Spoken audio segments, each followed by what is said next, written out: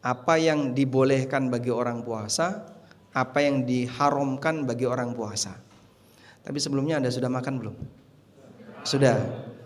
Berarti selanjutnya kan ngantuk biasanya. Nah, maka tolong bertahan sampai kita selesai ya. Insya Allah nggak lama. Perjanjiannya sampai jamaah ada yang merem selesai. Siap insya Allah. Jadi tolong yang megang kamera kalau ada yang merem di foto ya. Nah, baik. Berbicara tentang puasa Ramadan, saya yakin Bapak Ibu sudah mengalami kegiatan Ramadan itu selama bertahun-tahun. Ada yang sudah ketemu Ramadan selama 30 tahun, 40 tahun, sekian puluh tahun, sesuai dengan usia yang Allah berikan kepadanya. Dan sebagai orang yang beriman, kita merasa gembira dan senang dengan adanya musim ibadah. Jadi kira-kira kalau datang bulan Ramadan, Anda senang apa senep? Senep. Senang. Kenapa senang? Pulangnya cepat, Masya Allah, Alhamdulillah. Ya itu jawaban yang jujur dan manusiawi ya. Mungkin akan berbeda kalau orang misalnya dia seorang pedagang. Pas Ramadan dia senang, oh dagangan saya laris mas pas Ramadan. Kurma saya makin laku, dagangan saya baju makin laris. Baik, dengan pertimbangan ekonomi orang merasa bahagia. Tapi ada yang lebih dari itu. Kita gembira dengan datangnya Ramadan karena ini merupakan musim ibadah. Kegembiraan karena kita ingin melakukan ibadah itu disebabkan dorongan iman. Orang mukmin selalu punya semangat, gimana caranya dia bisa mendulang amal sebanyak-banyaknya. Makanya biasanya jamaah yang mau berangkat haji atau umroh itu gembira nggak Pak? Gembira ya. Mereka gembira, mereka bahagia, bahkan persiapannya terkadang jauh sebelumnya. Haji dan umroh itu gembiranya karena umrohnya atau karena plesirnya? Kayaknya persilnya Bu ya. Lebih karena plesirnya, bisa belanja, bisa keliling-keliling untuk liburan dan seterusnya. Tayyib. Tapi intinya begini, kalau kita mau menampakkan pengaruh iman dalam diri kita, salah satunya adalah kegembiraan yang muncul disebabkan karena kita mau ibadah. Allah Subhanahu wa taala berfirman, "Qul bi fadlillahi wa bi rahmatihi falidzalika falyafrahu huwa khairum mimma yajma'un." Sampaikanlah wahai Muhammad, dengan karunia dan rahmat dari Allah, fabidzalika falyafrahu. Jadilah kalian orang yang gembira dengan itu. Dzalika khairum mimma yajma'un, itu lebih baik bagi kalian dari apapun yang telah kalian kumpulkan. Anugerah berupa pahala yang Allah berikan kepada hamba itu lebih baik daripada harta yang dimiliki oleh hamba. Sebab antara agama dengan dunia ini dibandingkan oleh Nabi sallallahu alaihi wasallam. Beliau bersabda, "Innallaha yu'tid dunya liman yuhibbu wa man la yuhib." Allah ngasih dunia kepada hambanya yang dia cintai dan hambanya yang tidak dia cintai. Wala yu'tid dina illa liman ahabba. Tapi Allah tidak akan memberikan agama kecuali kepada hamba yang dia cintai.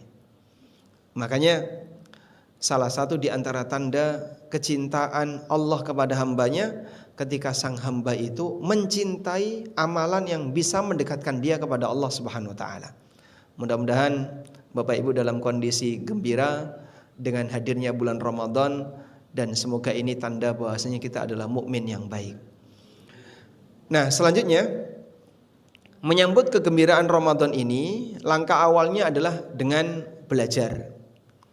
Mengenali mana yang boleh, mana yang tidak boleh. Wis tahu ya Pak, nek ngomong wis tahu semua pasti sudah pernah mengalami. Upgrade ilmu itu penting dalam setiap suasana. Ya, di sini yang pengalaman kerjanya paling lama berapa tahun? Yang pengalaman kerjanya paling lama? Ada 20 tahun? Belum sampai? Ada, lebih nggih? Lebih. Anda punya pengalaman kerja selama 20 tahun, bahkan 30 tahun. Perlu upgrade ilmu enggak? Perlu. Sehingga terkadang ada situasi tertentu, walaupun kita sudah bekerja selama puluhan tahun, tapi kita tetap perlu untuk tahu ini. Kalau urusan kerja yang mungkin rutinitasnya itu sifatnya lebih permanen, apalagi urusan agama yang kadang kita terlupakan dengan aktivitas duniawi yang kita lakukan. Maka tidak ada salahnya kalau Bapak belajar gimana cara sholat yang benar, upgrade ilmu pengetahuan tentang bagaimana cara puasa yang benar, upgrade ilmu pengetahuan tentang bagaimana cara sholat yang benar, dibutuhkan oleh setiap orang yang beriman. Karena itu Imam Bukhari rahimahullah pernah mengatakan, al-ilmu qabla al-qawli wal amal. Seseorang harus punya ilmu sebelum dia bicara dan sebelum dia beramal. Baik, selanjutnya saya akan awali terlebih dahulu dari masalah haramnya puasa. Kalau bicara masalah haram puasa, di sana ada perbuatan terlarang yang kaitannya dengan ibadah, dan ada perbuatan terlarang karena dia mengancam pahala ibadah. Saya ulangi ya. Ada perbuatan terlarang yang itu mengancam keabsahan ibadah, dan ada perbuatan terlarang yang mengancam pahala ibadah. Yang belakang sudah ngantuk belum?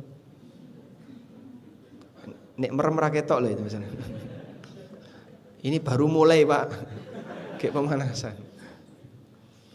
Baik. Perbuatan yang mengancam keabsahan ibadah ini yang sering disebut dengan pembatal ibadah. Contohnya apa, Pak? Kalau puasa, pembatal puasa itu jika kita rangkum hanya ada 4. Makan minum, hubungan badan, muntah dengan sengaja, mengalami haid atau nifas. Kalau ditambahkan satu lagi yang sejenis dengan hubungan badan adalah onani, mengeluarkan air mani dengan sengaja. Sudah? 5 perbuatan ini, hanya 5 ini yang menyebabkan puasa seseorang batal.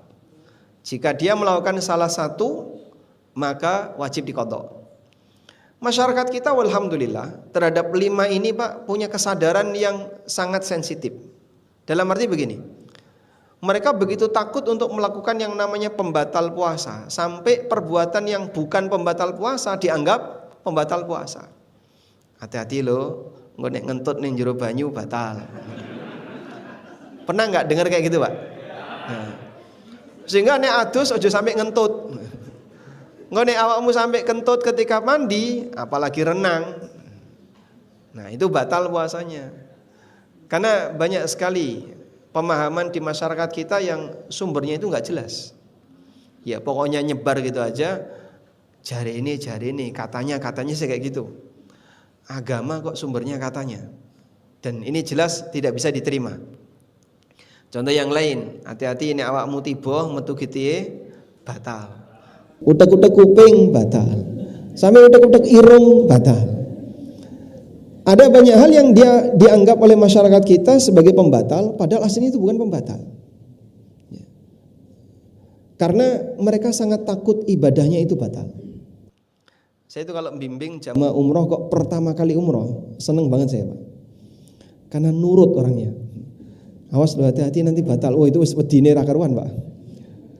Karena dia tidak ingin ibadah yang dia kerjakan batal kemudian qadha. Sehingga untuk masyarakat kita urusan pembatal puasa ini alhamdulillah insyaallah tidak perlu motivasi yang terlalu serius. Karena mereka sudah sangat sensitif. Saya mau tanya, setelah sahur jenengan sikatan, nah, terkadang kan nyililit, nggih? Bahasa Indonesia apa sih? Susah nyebut bahasa Indonesia. Sisa makanan kecil yang menyelinap gigi kan susah. Baik, menelan itu boleh atau tidak? Menelan itu boleh atau tidak? Tidak ya. Kenapa? Ya dihukumi seperti makan dan minum. Terus gimana Pak? Kadang orang kan hati-hati seperti itu. Akhirnya ketika puasa itu terus ini. Karena dia khawatir, enggak jangan-jangan ada sisa makanan kecil yang ketelan. Kalau memang tidak sengaja Anda tidak berdosa dan puasa Anda tidak batal karena tidak sengaja. Puasa boleh enggak nelan ludah? Boleh. Puasa nelan ludah boleh enggak? Boleh. Nah, karena ludah itu enggak bisa dikendalikan, Pak. Tiba-tiba aja tertelan sehingga saat Anda teringat lagi puasa malah ludahnya keluar. Maka dalam kegiatan puasa nelan ludah tidak sampai membatalkan puasa. Baik. Nah, dalam kondisi ini kalau berbicara masalah pembatal ibadah puasa, hal haram yang membahayakan keabsahan, insya Allah masyarakat kita sudah sangat sensitif sehingga mereka sudah berusaha untuk menghindari. Ada yang kedua, hal haram yang membahayakan diterimanya amal atau yang membahayakan pahala amal. Bagian kedua inilah yang mungkin kurang begitu disadari. Apa itu Pak? Perbuatan yang bisa menghilangkan pahala amal seorang hamba. Perbuatan yang bisa menghilangkan pahala puasa hamba. Padahal Nabi SAW menceritakan fenomena yang terjadi pada umat beliau. Banyak di antara kaum muslimin yang gagal dapat pahala puasa. Di penghujung Ramadan dia nggak punya pahala. Kita kan sering berpikir kayak gini ya. Ngonek pas bodo kita ini seperti kalau pas hari raya kita seperti bayi yang baru dilahirkan dari rahim ibunya. Artinya nol dari dosa, bersih dari maksiat. Betul nggak seperti itu Pak? Coba kita lihat. Suatu ketika Rasulullah SAW turun dari mimbar. Dan mimbar Nabi SAW itu undak 3. Beliau turun sambil membaca amin, amin, amin. Lalu sahabat bertanya, ya Rasulullah, mengapa Anda mengucapkan amin 3 kali? Kemudian Nabi SAW mengatakan, Jibril baru saja berdoa di sampingku. Salah satu di antara doanya, Raghma'an furajulin dakhala alaihi Ramadan summan salakha minhu walam yughfar lahu. Cilaka menungso ketemu wulan Ramadan sampai Ramadan rampung dosane durung dipangapura. Celakalah orang yang ketemu Ramadan sampai Ramadan selesai dosanya belum diampuni. Lalu Nabi SAW mengucapkan amin. Sing dongo Jibril, sing mengaminkan Nabi Muhammad SAW. Sudah barang tentu itu ketetapan Allah. Berarti fenomena ini ada Pak di tengah masyarakat, ada. Artinya begini, dia masuk Ramadan bawa dosa, di tengah Ramadan nambah dosa, keluar Ramadan dosanya nggak hilang. Padahal puasa itu bisa menghapus dosa, tapi orang ini ketika puasa nambahi dosa. Akhirnya tidak ada fungsinya. Maka Rasulullah SAW menyebut rubba sha'imin hadduhu min siyamihil ju' wal atas. Betapa banyak orang yang puasa yang dia dapatkan hanya lapar dan haus. Ganjarannya teng pundi Pak? Hilang. Kenapa ganjarannya hilang? Karena yang bersangkutan, yang penting kan orang madang, nggak makan, nggak minum, nggak ngerokok, nggak hubungan. Ya kalau seperti itu banyak yang bisa. Anda memang sah dalam arti tidak perlu qadha. Tapi di tengah puasa kalau banyak melakukan maksiat dan dosa, maka bisa jadi puasanya tidak ada artinya. Dalam hadis riwayat Bukhari, Nabi SAW juga bersabda, "Man lam yada' qaulaz zur wal 'amala bihi fala hajata lillah min ayyada'a ta'amahu wa syarabah." Siapa yang tidak bisa meninggalkan ucapan dusta atau amalan dosa, Allah enggak butuh puasanya. Nah, perbuatan yang bisa membatalkan pahala puasa ini apa saja? Intinya cuma 2. Nomor 1 ngelakoni maksiat, baik dosa besar kecil. Yang kedua, perbuatan yang sia-sia, al-lagwu. Nah yang kedua ini tolong diwaspadai ya. Ramadan bukan waktu untuk bermalas-malasan. Ramadan bukan kesempatan untuk bermain. Ramadan adalah kesempatan untuk meningkatkan amal. Kadang kan jadi kaum rebahan karo scroll ngoten nggih. Itu biasanya Bapak atau Ibu? Ya. Jadi cuman memanfaatkan waktu luang. Waktu luang cuman Anda pakai untuk kayak gini. Akhirnya banyak waktu yang terbuang sia-sia. Disebabkan karena dia melakukan hal yang enggak ada gunanya. Maka coba Ramadan ini kita berlatih ya. Sekiranya Bapak Ibu memiliki tingkat menghargai waktu yang lebih serius. Ojo sampai ada waktu saya yang hilang. Jadi ibarat kalau Anda kehilangan sebagian waktu itu rugi besar gitu. Sebab waktu Ramadan itu modal. Dan modal ini nanti yang akan menghasilkan untung ataukah rugi. Ada orang yang berangkat bawa modal, dia pulang bawa untung. Inilah orang yang diberi waktu Ramadan oleh Allah dan dia kembali kepada Allah dengan membawa pahala besar.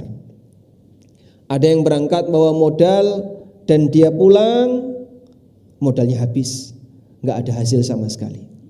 Yang lebih parah, berangkat bawa modal, pulang bawa utang. Dan yang paling banyak yang mana?